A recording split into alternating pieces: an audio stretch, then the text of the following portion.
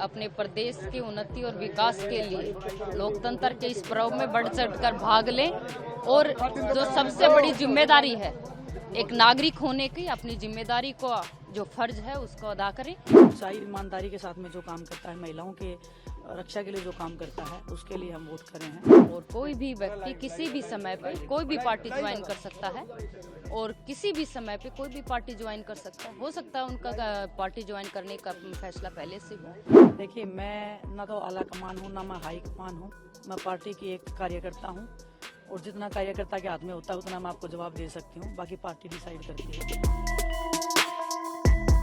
आज आपके लिए बड़ा दिन है, कैसे आप इस दिन को देख रही हैं? क्योंकि आप मतदान भी कर रही हैं और आपके लिए लोग भी मतदान कर रहे हैं। देखिए, मेरे लिए नहीं, पूरे हरियाणा के लिए आज बहुत बड़ा दिन है और हम आए हैं सुबह सुबह अपने घर पे मतदान करने के लिए। और मैं पूरे देशवासियों से, पूरे हरियाणा वासियों से मैं आग्रह करती हूँ कि मतदान जरूर करने जाएं। ये आपका अधिकार है, ये आपकी ताकत है, इसको आपको जाना चाहिए और एक उत्सव के रूप में आपको मनाना चाहिए। मिस फोगाट, आप एज अ वोटर किन मुद्दों पे वोट करी हैं? देखिए, मुद्दे तो बहुत सारे हैं, लेकिन सच्चाई ईमानदारी के साथ में जो काम करता है, महिलाओं के रक्षा के लिए जो काम करता है, उसके लिए हम वोट कर रहे हैं। और बेरोजगारी को जो दूर करेगा उस पार्टी के लिए हम वोट कर रहे हैं। और आप सबको पता है कि इस पार्टी की मैं बात कर रही हूँ। कांग्रेस पार्टी आज मैदान में है, मैं उनकी उम्मीदवार हूँ और आप सबका बेहतरीन दिल से धन्यवाद। आप कवर कर रहे हो पूरे हरियाणा को और आप लोग जो है पूरे देश का चौथा स्तंभ हो, तो आप लोगों को बधाई और पूरे हरियाणा वासियों को भी बधाई। औरतों के मुद्दों को लेकर सबसे ज्यादा किस चीज पे विशेष ध्यान रहेगा विनेश इस समय हरियाणा को लेकर? खुद एक औरत, खुद एक मतदान करने के लिए और एक उम्मीदवार भी, औरतों का कितना बड़ा कास्ट इक्वेशन रहता है हरियाणा को लेकर? पहले पार्टी से आप चुनाव लड़ रही हैं, क्या उसको महिला एक मुख्यमंत्री मिलनी चाहिए? देखिए, मैं ना तो आला कमान हूँ, ना मैं हाई कमान हूँ। मैं पार्टी की एक कार्यकर्ता हूँ और जितना कार्यकर्ता के हाथ में होता है उतना मैं आपको जवाब दे सकती हूँ, बाकी पार्टी डिसाइड करती है। और स्वागत करते हैं सभी पार्टी के डिसीजन का। पहली बार अगर एक महिला बनेगी तो हरियाणा की चीफ मिनिस्टर रहेगी, क्या इस पे कोई उम्मीद लगी? देखिए, उम्मीद तो हमेशा जिंदा ही रहती है और मैं हर उस महिला के साथ में हूँ जो संघर्ष कर रहे हैं, मैदान में है। बाकी हुड्डा साहब के नेतृत्व में, रुद्रदेवान जी के नेतृत्व में सब पूरे हरियाणा वासियों ने चुनाव लड़ा है और आलाकमान जो फैसला करता है वो सबके सर माथे होता है। क्या फैसला आएगा वो तो नेक्स्ट फेज है। आज के दिन सबको मतदान करने जाना चाहिए और सबको एक एक वोट बहुत कीमती है, बहुत जरूरी है, सबका अधिकार है। बीजेपी आश्वासित है कि तीसरी बार उनकी सरकार बनेगी, लेकिन कांग्रेस भी कह रही है कि नहीं, इस बार सरकार उनकी बनेगी। आप क्या कहती हैं? बीजेपी तो बहुत दूर जाएगी इस बार, हवा में उड़ने वाली है, ऐसी बात नहीं है। हरियाणा के लोग 10 साल से बहुत परेशान है बीजेपी से।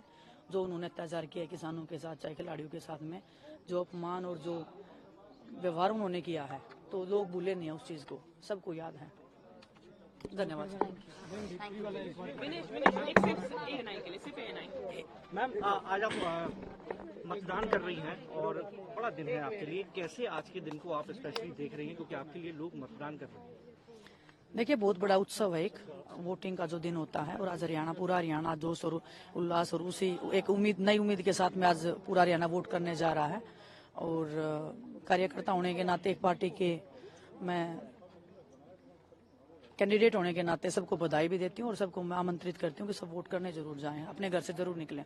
क्या क्या महत्वपूर्ण मुद्दे हैं, खासतौर पर क्योंकि आप खेल जगत से आती हैं, आपको लगता है कि आप जीती हैं या कांग्रेस पार्टी सरकार बनाती है तो खेल स्तर पे एक नई उपलब्धियां हरियाणा हासिल करेगा? मैं सिर्फ देखो, 10 साल पहले जब हुड्डा साहब जब मुख्यमंत्री थे हरियाणा के, तो जो हमारा खेल था वो उसका स्तर बहुत अलग था और आज भी सभी खिलाड़ी ये उम्मीद कर रहे हैं और हम नहीं चाहते कि हम सिर्फ खिलाड़ियों तक सीमित रहें।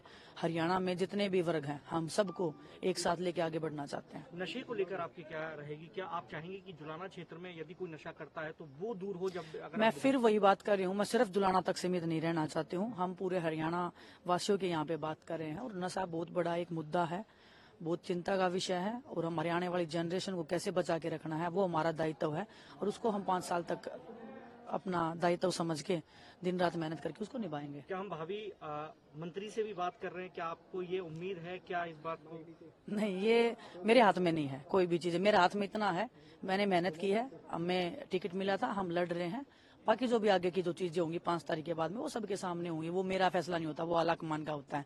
चाहे कोई मंत्री है, मुख्यमंत्री है, प्रधानमंत्री, वो पार्टी डिसाइड करती है। करूंगी कि अपने प्रदेश की उन्नति और विकास के लिए लोकतंत्र के इस पर्व में बढ़ चढ़ कर भाग लें और जो सबसे बड़ी जिम्मेदारी है एक नागरिक होने की, अपनी जिम्मेदारी को जो फर्ज है उसको अदा करें और लोकतंत्र के इस पर्व के अंदर बढ़ चढ़ के भाग लेना है और मतदान करना है। विनेश जी भी चुनाव लड़ रही हैं, आपकी बहन है, जी। क्या कहना चाहेंगी? और क्योंकि आपकी नाराजगी भी कई बार देखी गई उनके प्रति। मेरी किसी से कोई नाराजगी नहीं है और कोई भी व्यक्ति किसी भी समय पे कोई भी पार्टी ज्वाइन कर सकता है और किसी भी समय पे कोई भी पार्टी ज्वाइन कर सकता है। हो सकता है उनका पार्टी ज्वाइन करने का फैसला पहले से हो, तो मैं इतना ही कहूंगी कि हर किसी का अपना फैसला है, हर किसी का अपना निर्णय है। क्या उनके पीछे किसी बड़े षड्यंत्र का हाथ था आपको? क्योंकि आप भी ये बात कह चुकी हैं पहले। नहीं, और मैंने ये भी आपने इस बात का भी जिक्र किया कि आपके फादर ने, क्योंकि उनके ऊपर इतनी मेहनत की, वो आप बचपन से पाला, लेकिन एक जो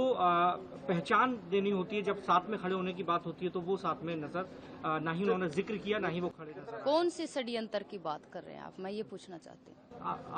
आप ये कहते रहे हैं कि विनेश जी जो है उनको बहलाया गया, राजनीति में लाया गया। आपको लगता है कि इस तरीके की बात हुई? ये तो विनेश खुद कह रही है कि मेरा प्लान 2032 तक खेलने का था।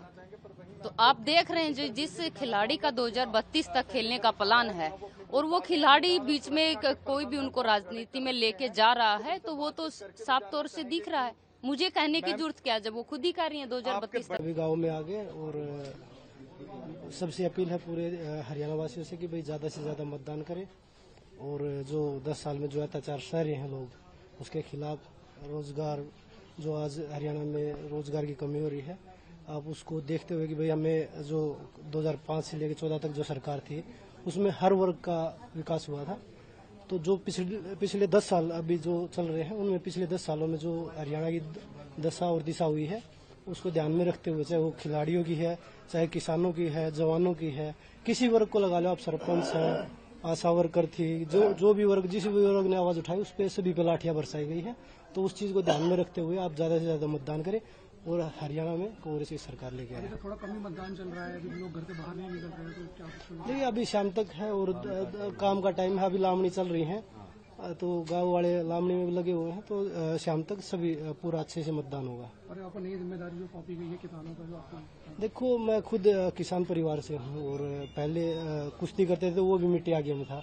और आज क्योंकि मैं गांव से उठ के निकला हूँ और गांव जब रेसलिंग स्टार्ट करी मिट्टी से करी थी और अभी जो कांग्रेस पार्टी में जो जिम्मेवारी मिली है ऑल इंडिया किसान कांग्रेस का चेयरमैन, वर्किंग प्रेसिडेंट जो बनाया है, उसको मैं कोशिश करूंगा अपनी तरफ से कि भाई मैं किसान भाइयों के लिए जितना भी मैं अपनी तरफ से कर सकूं वो करूंगा।